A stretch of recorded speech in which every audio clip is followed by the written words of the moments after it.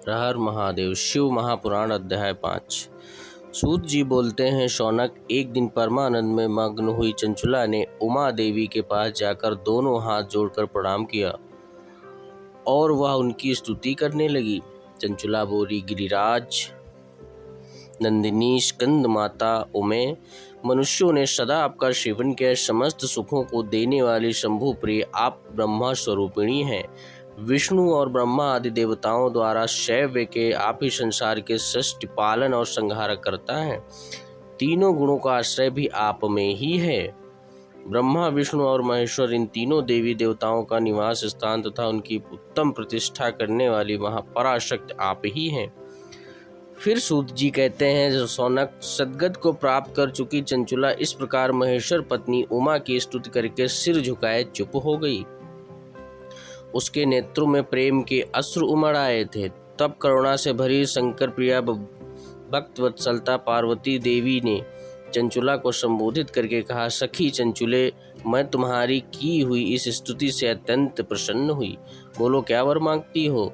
तुम्हारे लिए मुझे कुछ भी न देने योग्य नहीं। चंचुला बोली, निष्पाप गिरिराज कुमारी, मेरे पति बिंदु इस समय कहाँ है?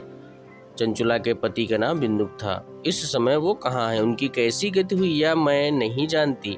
मैं अपने उन पति देव से जिस प्रकार संयुक्त हो सकूं वैसा कोई उपाय कीजिए। मेरे पति एक शूद्र जाति की वैश्य के प्रति आसक्त रहते थे और पाप में ही संलग्न रहते थे। उनकी मौत मेरी मृत्यु से पहले ही हो चुकी थी। मुझे कोई आभास नहीं है कि किस गति को प्राप्त हुए हैं मेरे पति।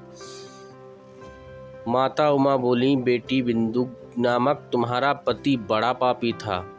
उसका अंतःकरण बहुत ही दूषित था। वैश्य का उपभोग करने वाला वह महामूढ़ करने के बाद नरक में पड़ा।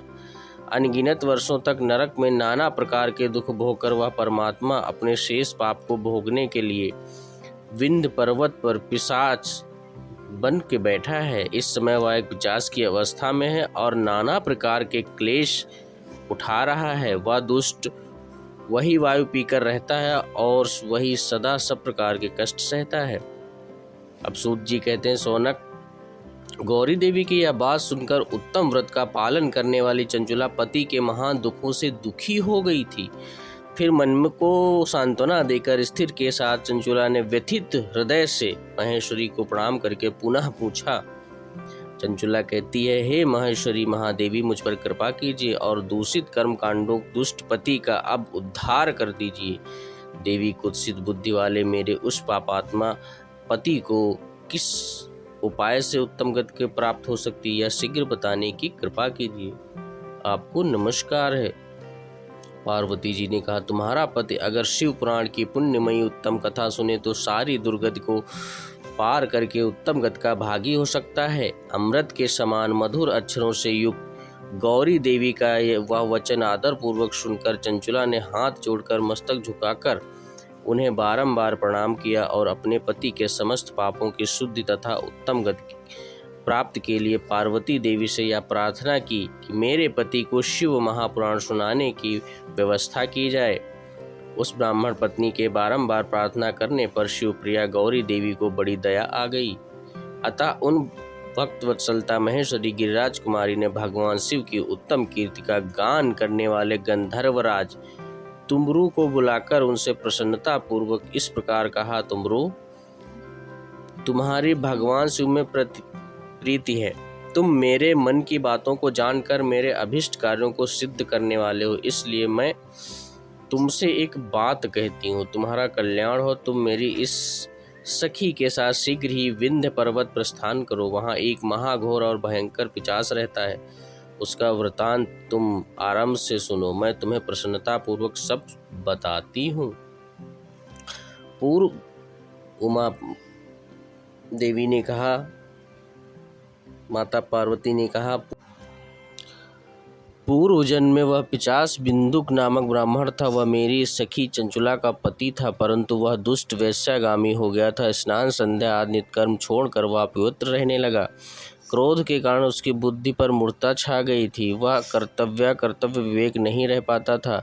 अभ्यक्षण सज्जनों से द्वेष और दूषित वस्तुओं का दान लेना या उसकी स्वाभाविक कर्म बन गया था।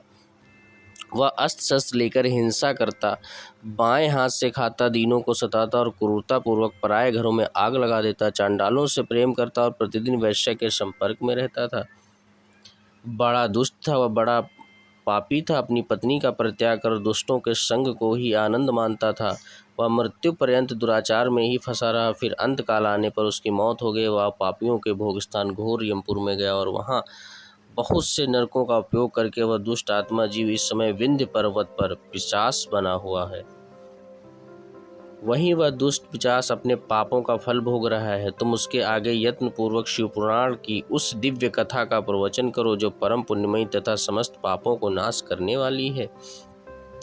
शिव महापुराण की कथा का श्रवण सबसे उत्तम पुण्य कर्म है। उसमें उसका हृदय शीघ्र ही समस्त पापों से शुद्ध हो जाएगा और वह प्रेत योनि का परित्याग कर देगा। उस दुर्गत से मुक्त होने पर बिंदुक नामक पिशाच को मेरी आज्ञा से विमान पर बैठाकर तुम भगवान शिव के समीप ले जाना। सूत जी कहते हैं, शौनक महेश्वरी उमा के आदेश देने पर गंधर्व राज तुमरू मन ही मन बहुत प्रसन्न हुए। उन्होंने अपने भाग्य की सराहना की और तत्पश्चात उस पिशाच की सती साध्वी पत्नी चंचुला के साथ विमान पर बैठकर नारद के प्रिय मित्र तुमरू वेग पूर्वक विंध्याचल पर्वत पर पहुंच गए, जहां पर पिशाच नाम निवास करता था। वहां उन्होंने उस पिशाच को देखा। उसका शरीर विशाल था, ठोड़ी बहुत लंबी थी।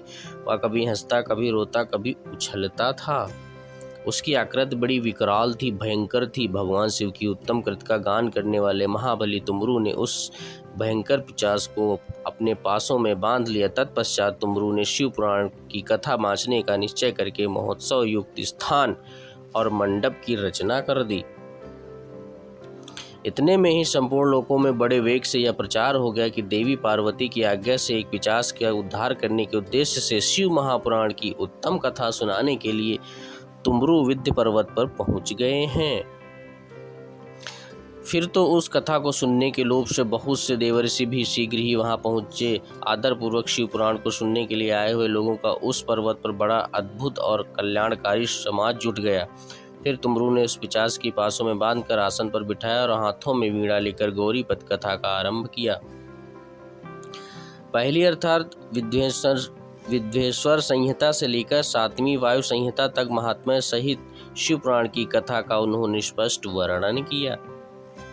7 संहिताओं सहित शिव पुराण का आदरपूर्वक श्रवण करने से सभी श्रोता पूर्ण रूप कृतार्थ हो गए। उस परम पुण्यमय शिव पुराण को सुनकर उस पिशाच ने अपने सारे पापों को धोकर उस पैशाचिक शरीर का त्याग कर फिर तो शीघ्र ही उसका रूप दिव्य हो गया।